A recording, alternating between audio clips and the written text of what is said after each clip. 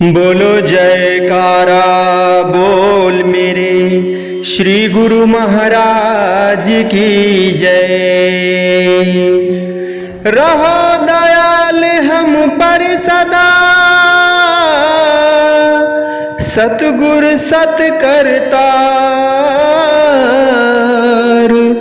भूल चूक अवगुण प्रभु हमरे नाही निहार। बोलो जयकारा बोल मेरे श्री गुरु महाराज की जय। बोलिए साचे दरबार की जय।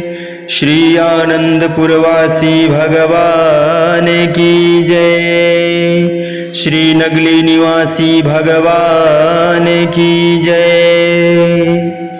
समस्त भगत जी को जय सच्चिदानंद जी। भगत जी इस चैनल को सब्सक्राइब कीजिए, वीडियो को भी लाइक कीजिए और वीडियो को ज़्यादा से ज़्यादा गुरुमुखों के पास शेयर कीजिए ताकि यह भक्तिमय सत्संग समस्त गुरुमुख जन तक पहुंच सके और आप भी पुण्य के भागी बने। जय सच्चिदानंद भगत जी। सदगुरु शब्द उल्लंघ कर सदगुरु के दरबार में कितने ही किस्म के व कितने ही संस्कारों के लोग आते हैं।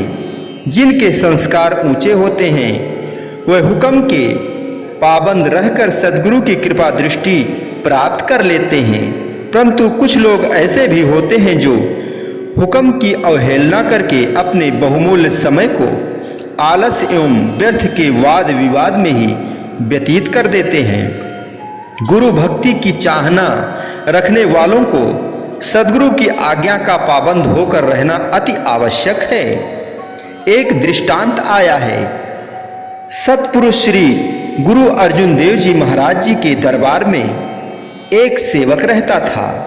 वह भंडारे से लंगर आदि तो ग्रहण करता था, परंतु दरबार की कभी कोई सेवा नहीं करता था।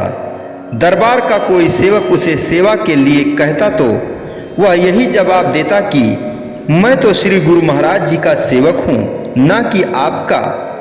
मुझे तो श्री गुरु महाराज जी की जो सेवा देंगे मैं वही सेवा करूँगा।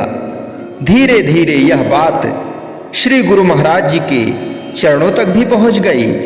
एक दिन श्री गुरु महाराज जी वचन फरमा रहे थे कि सेवा एक सार वस्तु है जिससे मन शुद्ध और पवित्र होता है। जिन अंगों से सेवा की जाती है वे अंग भी पवित्र होते हैं। सेवा बिना शरीर किस काम का, इसका कोई भी अस्तित्व नहीं। इसीलिए गुरु की सेवा में ही जीव का कल्याण है। जो गुरुमुख सच्चे दिल से सेवा करते हैं वे सदगुरु की प्रसन्नता के पात्र बनकर अपना जीवन सफल कर लेते हैं। ये वचन सुनकर वह सेवक उठकर खड़ा हो गया और हाथ जोड़कर प्रार्थना करने लगा कि हे कृपा निधान, मैं भी आपका सेवक हूँ और आपकी हर आज्ञा मानने को तैयार हूँ। आप मुझे जो भी सेवा प्रदान करेंगे मैं उसे सहर्ष स्वीकार करूँगा, फिर भले ही आप मुझे आग में कूदने का आदेश क्यों न दे दें। श्री गुरु महाराज जी ने फरमाया, अच्छा, अगर तुम हमारे हुक्म को मानकर आग में जलने के लिए तैयार हो तो वहाँ उस जंगल में चिता बनाकर उसमें अग्नि प्रज्वलित कर उसमें कूद जाओ।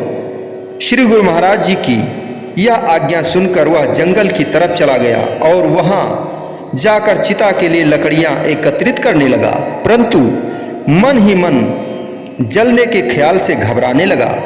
सोचने लगा कि शायद श्री गुरु महाराज जी किसी सेवक को भेजकर मुझे वापस बुला लें। इसी उधेड़ बुन में लकड़ियां एकत्रित करके वह चिता में आग देकर वह उसके चारों ओर चक्कर लगाने लगा। इतने में एक चोर वहां से गुजरा जो किसी बड़े खजाने से चोरी करके बहुत सारा धन माल लेकर जा रहा था।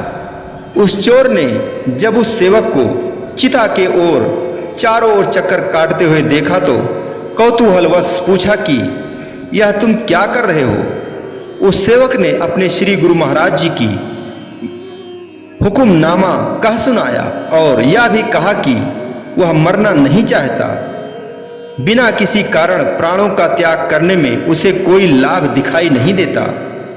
उस सेवक से गुरु का हुक्म सुन चोर के पुराने संस्कार जाग उठे।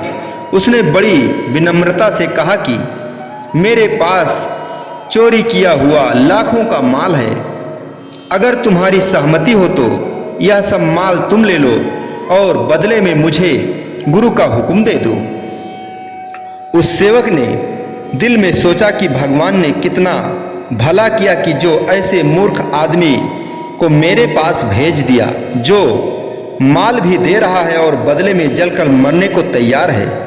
एक तो जान बची और दूसरा धन माल भी मिल रहा है। ऐसा सौदा करने में क्या हानि है। उसने झट से चोर को कहा कि मुझे तुम्हारी बात स्वीकार है, तुम गुरु का हुक्म ले लो और बदले में यह धन माल मुझे दे दो। चोर ने तुरंत सब माल उसके हवाले किया और स्वयं चिता में कूद गया। चोर के चिता में कूदते ही एक नूरानी प्रकाश हुआ जो चारों ओर फैल गया। यह चमत्कार देखकर भी वह अज्ञानी सेवक कुछ न समझ पाया। वह चोर से प्राप्त हुए धन माल को समेट ही रहा था कि सिपाही चोर की खोज करते हुए वहां से आ पहुंचे और उसे पकड़कर शहर के हाकिम के सामने पेश कर दिया। हाकिम ने पूछा कि चोरी करने के अपराध में तुम्हें क्या सजा दी जाए। सेवक बोला, हजूर, मैं चोर नहीं हूं और न ही मैंने चोरी की है। वास्तव में मुझे मेरे श्री गुरु महाराज जी ने हुक्म किया था कि तुम चिता जलाकर उसमें कूद जाओ। मैंने चिता तो जलाई, लेकिन मेरा मन जलने के लिए तैयार नहीं था। इतने में एक चोर आया और वह लूट का सारा माल मुझे देकर बदले में मुझसे श्री गुरु महाराज जी का हुक्म लेकर चिता में कूद गया। चोरी तो उसने की थी जो कूदकर मर गया। मैं दोषी नहीं हूं और न ही किसी प्रकार के दंड का अधिकारी हूं। हाकिम ने कहा कि यहां चतुराई काम नहीं आएगी। तुम तो श्री गुरु महाराज जी के हुक्म के चोर हो। श्री गुरु महाराज जी के हुक्म का उल्लंघन करके तुमने जो महापाप किया है उसके लिए तुम्हें कड़ी सजा दी जाएगी। उसने अपने सिपाहियों को आदेश देकर उसे मरवा डाला। सद्गुरु शब्द उल्लंघ के जो सेवक कहीं जाए, जहां जाए तहां काल है, कह कबीर समझाए। गुरु सीढ़ी ते उतरे सबद बिहू ना होए, ताको काल घसीट है राख सके नहीं कोई। परम संत श्री कबीर साहब जी उपदेश देते हुए वर्णन करते हैं कि सद्गुरु के वचन का उल्लंघन करके सेवक कहीं भी चला जाए पर काल के चुंगल से कभी नहीं बच सकता।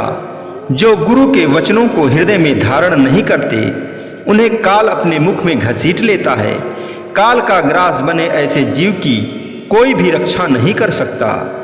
सद्गुरु के वचनानुसार अपने जीवन को ढाल लेने से ही जीव काल पर विजय प्राप्त करके अपने जन्म को सकारत कर सकता है। बोलो जयकारा बोल मेरे श्री गुरु महाराज की जय। बोलिए सांचे दरबार की जय। श्री आनंदपुरवासी भगवान की जय। श्री नगली निवासी भगवान की जय। समस्त भगत जी को जय सच्चिदानंद जी।